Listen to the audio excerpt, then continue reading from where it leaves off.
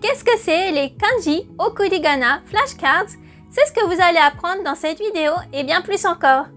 Konnichiwa minasan, bonjour tout le monde. Aujourd'hui, nous allons explorer les définitions essentielles à connaître quand on débute l'apprentissage du japonais. Après avoir regardé la vidéo, dites-moi en commentaire si vous connaissiez tous ces mots et sinon, quels mots vous avez appris aujourd'hui. Je vais d'abord vous présenter les termes à connaître en ce qui concerne l'écriture du japonais, ensuite sur le fonctionnement de la langue et finalement sur les outils qu'on utilise pour apprendre une langue. Ceux-là ne sont pas spécifiques au japonais, mais ça peut quand même être très utile de les connaître. Alors on va commencer tout de suite avec l'écriture du japonais. Les hiragana, c'est une des formes d'écriture du japonais. Les hiragana ont des formes plus arrondies, comme on voit avec les exemples, et on les utilise pour tous les mots pour lesquels on n'utilise pas de kanji. Les katakana, c'est une autre forme d'écriture du japonais. Les katakana ont des formes simples et plutôt carrées, comme on voit avec les exemples, et on les utilise pour les mots d'origine étrangère, y compris les noms propres. Les kana désignent les hiragana et aussi les katakana. Ce sont des caractères simples. Chaque caractère représente un son. Il faut les combiner pour former des mots. Ils n'ont pas de signification à eux seuls. Les kanji, ce sont des idéogrammes importés du chinois. Ils ont plusieurs traits et ressemblent à du chinois. On les utilise généralement pour tous les mots pour lesquels il existe des kanji. Ils ont une ou plusieurs prononciations et une ou plusieurs significations.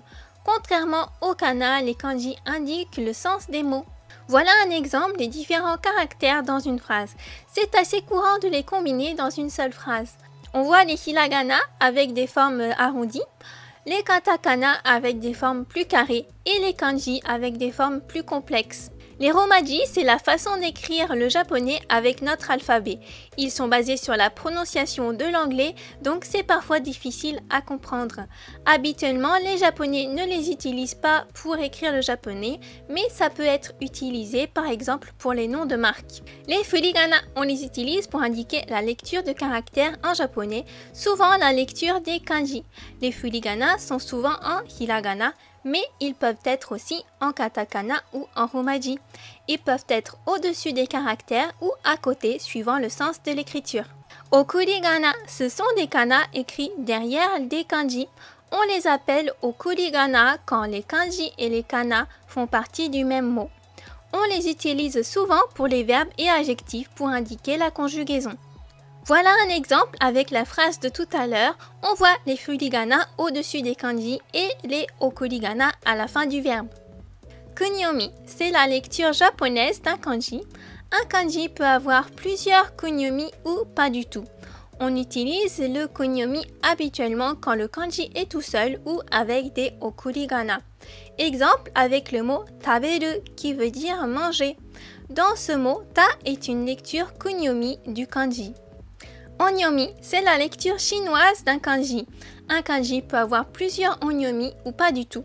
On utilise le onyomi généralement quand un mot est formé de plusieurs kanji. Exemple avec le mot shokuji qui veut dire repas. Shoku est une lecture onyomi du kanji. On voit que c'est le même kanji que tout à l'heure, mais c'est une lecture différente. Maintenant, on va passer aux mots sur le fonctionnement du japonais. On commence avec les clés pour les kanji.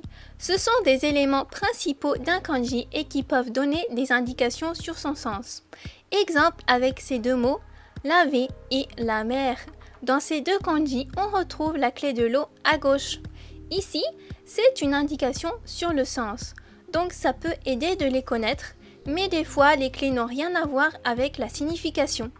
Dans ce cas-là, il vaut mieux trouver un autre moyen de retenir le kanji. Les particules, ce sont des mots très courts de 1 ou 2 caractères. Ils indiquent la fonction du mot qui est placé avant. Donc ça peut être le lieu de l'action, le thème de la phrase, le COD, etc. Il y en a pratiquement entre tous les mots. Le keigo, c'est une façon polie de parler. Le vocabulaire, la grammaire, etc. sont différents. La manière de parler dépend de la relation avec la personne. Le keigo sert à indiquer du respect à la personne. Maintenant, on va voir les outils utiles pour apprendre des langues. D'abord, les flashcards.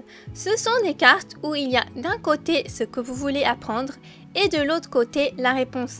Ça permet de se tester pour apprendre n'importe quoi. On peut en faire soi-même ou utiliser des applications par exemple.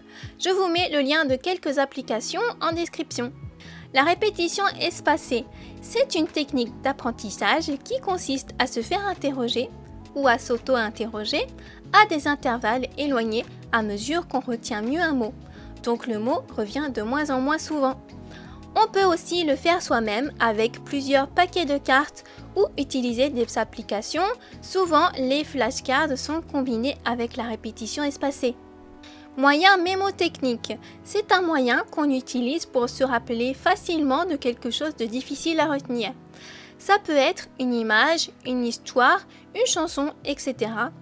En français, un exemple que tout le monde connaît, c'est la phrase « Mais où est donc Ornicar ?» Le dernier mot, ce sera le shadowing. C'est une méthode qui consiste à écouter des mots et des phrases et à les répéter le plus fidèlement possible. Ça permet d'améliorer la prononciation et l'intonation, mais pas seulement. Ça a aussi plein d'autres avantages, je vous conseille vraiment d'essayer. Voilà, cette vidéo est finie. Est-ce que vous utilisez les méthodes d'apprentissage que je vous ai présentées? N'hésitez pas à me dire en commentaire s'il y a d'autres sujets sur lesquels vous aimeriez que je fasse une vidéo.